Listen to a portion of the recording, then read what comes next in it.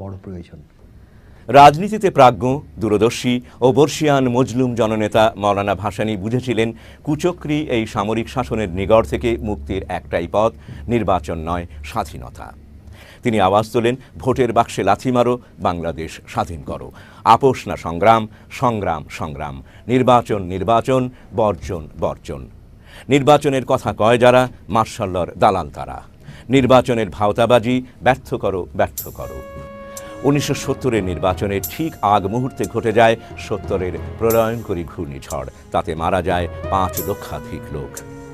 এই প্রদেশের সমস্ত রাজনৈতিক দলগুলো একযোগে নির্বাচন পেছানোর দাবি তোলে, কিন্তু নির্বাচন না পেছানোর ব্যাপারে শেখ মুজিব থাকেন অনড়। ফলে 70 সালেই নির্বাচন অনুষ্ঠিত হয়। নির্বাচনে আওয়ামী লীগ একক সংখ্যাগরিষ্ঠতা অর্জন করে।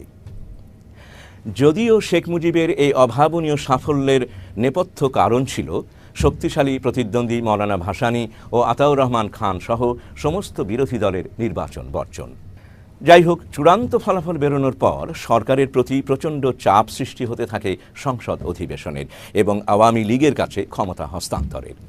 কিন্তু পশ্চিম পাকিস্তানে ভুট্টো তাতে বাদ সাধেন। এই অচল অবস্থা নিরসনে অনুষ্ঠিত হয় শেখ মুজিব ইয়াহিয়া বৈঠক। ইয়াহিয়া রাজনৈতিক দলগুলোকে একটি গ্রহণযোগ্য শাসনতন্ত্র প্রণয়নের কথা বলেন। এই বৈঠকেই শেখ মুজিব ইয়াহিয়াকে পাকিস্তানের প্রেসিডেন্ট থাকার প্রস্তাব দেন।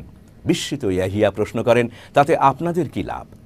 মুজিবের উত্তর, আপনি একজন অভিজ্ঞ সামরিক কর্মকর্তা, রাষ্ট্র পরিচালনায় আপনার রয়েছে 2 বছরের অভিজ্ঞতা। আপনি সামরিক দিকটি দেখবেন, আমি প্রধানমন্ত্রী হিসেবে জনসাধারণের দিকটি দেখব। আপনি রাজি থাকলে আমার দল আপনাকে সমর্থন দেবে। ইয়াহিয়াকে এই প্রস্তাবে রাজি করাতে শেখ মুজিবের বেশি বেগ পেতে হয়নি। আর সে কারণেই বিমানবন্দরে ইয়াহিয়া শেখ মুজিবকে পাকিস্তানের ভাবী প্রধানমন্ত্রী বলে আখ্যা দেন। বিষয়টি ভুট্টোকে বেশ বিপাকে ফেলে দেয় এবং তাকে শঙ্কিত করে তোলে। ক্ষমতা দখলের লিপ্সায় ভুট্টো তখন শেখ মুজিবকেও ছাড়িয়ে যান। ভুট্টো দ্রুত মাঠে নেমে পড়েন। ভুট্টো যোগাযোগ করেন সামরিক জান্তাদের সাথে। জেনারেল হামিদ, জেনারেল পীরজাদা ইত্যাদি সামরিক কর্তারা তখন ভুট্টোর সাথে একমত হন।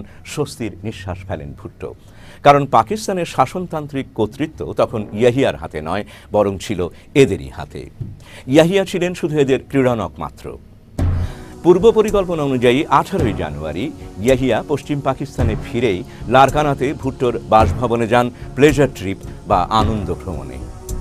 উদ্দেশ্য ছিল লারকানা থেকে বুনো হাঁস শিকার।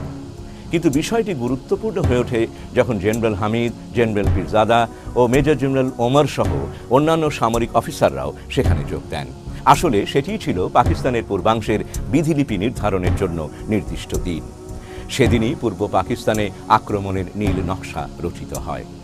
ওই সভাতেই সিদ্ধান্ত হয় 25শে মার্চ আক্রমণ করা হবে এবং পূর্ব পাকিস্তানের দায়িত্বে থাকবেন বেলুচিস্তানের কসাই বলে পরিচিত লেফটেন্যান্ট জেনারেল টিক্কা খান। সবচেয়ে আশ্চর্যের বিষয় হলো যে সেই সভার সিদ্ধান্ত শেখ মুজিব জেনে যান তার পরদিনই। মুজিবের ইনার সার্কেল এবিএস সফদার সেই সংবাদটি দিয়েছিল শেখ মুজিবকে।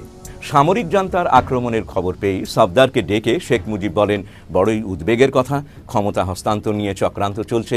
তুমি সাহেবজাদা ইয়াকুব খানের সাথে দেখা করে আমাকে আসল খবরটা জানাও। ইনার সার্কেল সেই দিনই ইয়াকুবের সাথে যোগাযোগ করলে তিনি বলেন, tell Sheikh Sahib not to be worried so long as I am here. If the situation changes he would be informed duly. ইয়াকুবের কথায় আশ্বস্ত হলেও দুবারই শেখ মুজিব নিশ্চিত খবর পান আক্রমণ হবে। কিন্তু আশ্চর্যের বিষয় হলো, এত বড় একটি পরিকল্পনার বিষয় জানার পরও আওয়ামী লীগ বা শেখ মুজিবের মধ্যে ব্যতিক্রমী কোনো প্রতিক্রিয়া বা সিদ্ধান্ত লক্ষ্য করা যায় না। রাজনীতি চলতে থাকে স্বাভাবিক ধীর গতিতে। আওয়ামী লীগ শাসনতন্ত্র প্রণয়নের জন্য সংসদীয় কমিটির মিটিং ডাকেন।